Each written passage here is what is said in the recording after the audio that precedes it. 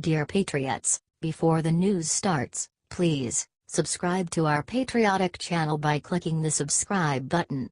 Give us a thumbs up to this video. Don't forget to leave your opinion below in the comments section. Share the news on Facebook and Twitter so you friends see it. Thank you.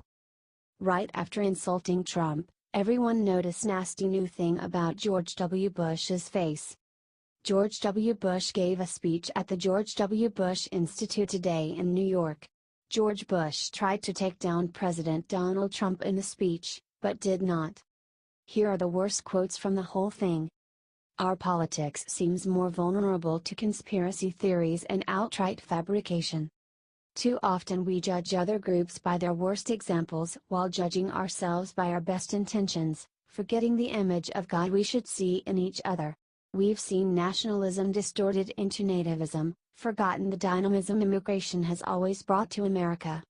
According to intelligence services, the Russian government has made a project of turning Americans against each other. Foreign aggressions including cyberattacks, disinformation and financial influence should never be downplayed or tolerated. People of every race, religion and ethnicity can be fully and equally American. Bigotry or white supremacy in any form is blasphemy against the American creed. Bullying and prejudice in our public life sets a national tone. The speech was an obvious attack on our president. The one thing that Bush didn't mention was the fact he let in millions of illegal immigrants. In fact, from 2000 to 2005, he let in more illegal immigrants than in any other point in history. Share this if you are glad that we ended the Bush political dynasty and the Clintons. Now we have Trump and are making this country great again.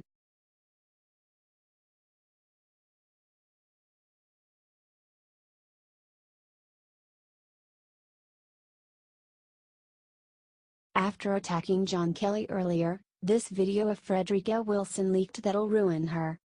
Florida Democratic Congresswoman Frederica Wilson is loving the attention following her attack on President Donald Trump after his condolence call to Sergeant Law David Johnson, who was killed in Niger. Today, Frederica bragged to reporters that she is now a rock star after criticizing Chief of Staff General John Kelly. "You mean to tell me that I have become so important," loud laughter, "that the White House is following me and my words? This is amazing. That's amazing. That is absolutely phenomenal. I'll have to tell my kids that I'm a rock star now." Here is what Wilson said about Chief of Staff John Kelly's words about her this morning. "Let me tell you what my mother told me when I was little," Wilson said. "She said, the dog can bark at the moon all night long, but it doesn't become an issue until the moon barks back." John Kelly's trying to keep his job, Wilson told Politico. "He will say anything. There were other people who heard what I heard." Spread this everywhere to show everyone in America how disgusting Miss Frederica Wilson. These Democrats are sick and hate our troops.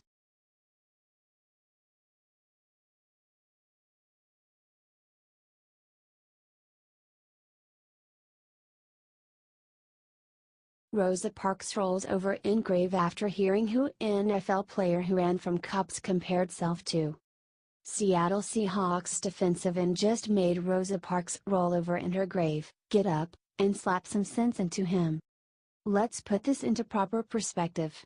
Bennett ran from a bad situation in Las Vegas, and while innocent, when the cops went to try to control the situation he didn't cooperate and ended up in a big scene.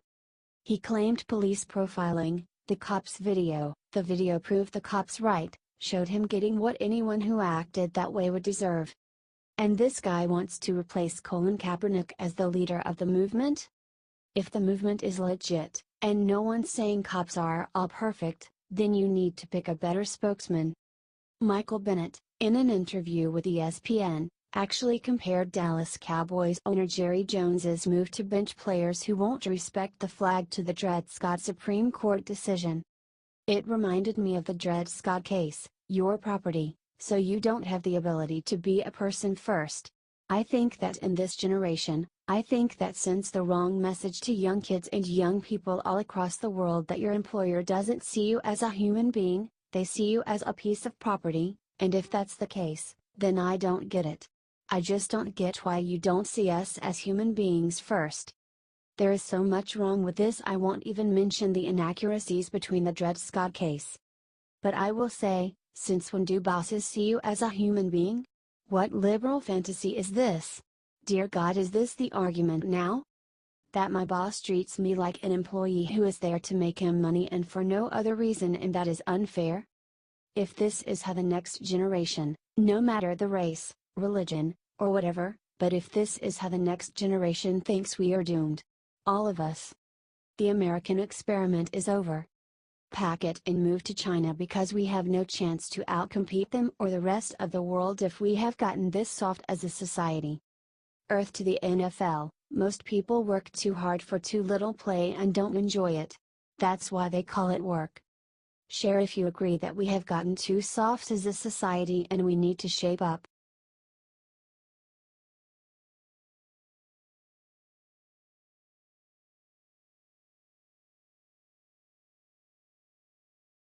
John Kelly just broke his silence and announced the one thing Obama didn't want getting out. A huge controversy has been erupting with John Kelly at the center of it. On a Fox News radio interview this week, President Trump brought up that Obama didn't call Kelly after his son, despite being one of the top military people. Here's what John Kelly said. He asked me about previous presidents and I said I could tell you that President Obama, who was my commander-in-chief when I was on active duty, did not call my family, he said during a surprise press briefing today, via Talking Points memo. That was not a criticism. That was just to simply say I don't believe President Obama called. That's not a negative thing. This means that Trump was right all along and that Obama didn't call John Kelly's son. You won't see the media apologizing for their treatment of our president. Share this everywhere to set the record straight for Trump and help him fight the media lies. God bless our great president, and give a thank you in the comments to General John Kelly.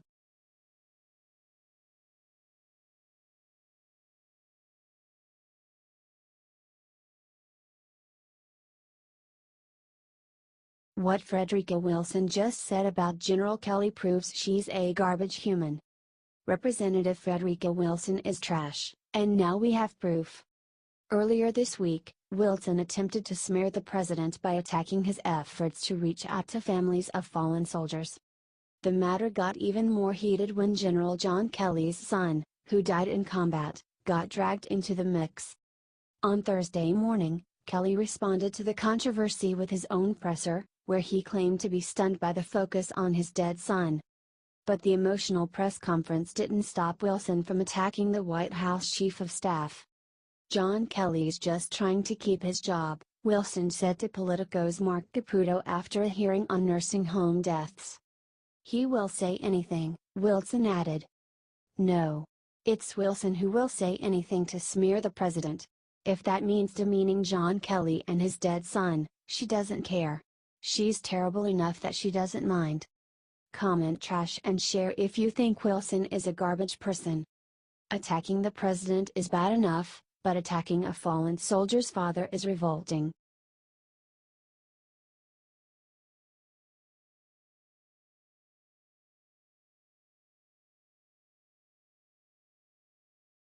Urgent White House on lockdown as intruder climbs fence wearing something monstrous.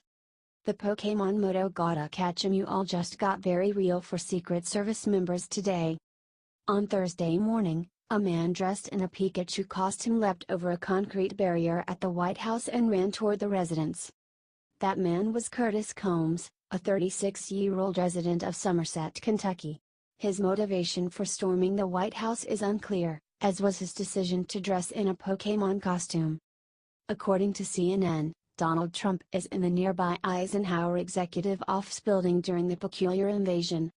A Pokemon is a catchable creature from a Japanese video game of the same name. They can be used to battle each other or can be kept as friends of their owners. According to Pokemon lore, it is very difficult to kill one of the little monsters. Instead, they merely faint or get knocked out. Maybe, considering the snipers perched on the White House roof, this man was hoping for a similar invulnerability. Despite the extreme weirdness of the event, the situation is still very serious. This man may not have had Pikachu's electric powers, but he still posed a threat to the President of the United States. Share this article if you are happy the President was saved from this Pokemon intruder, but think that our President should be better taken care of.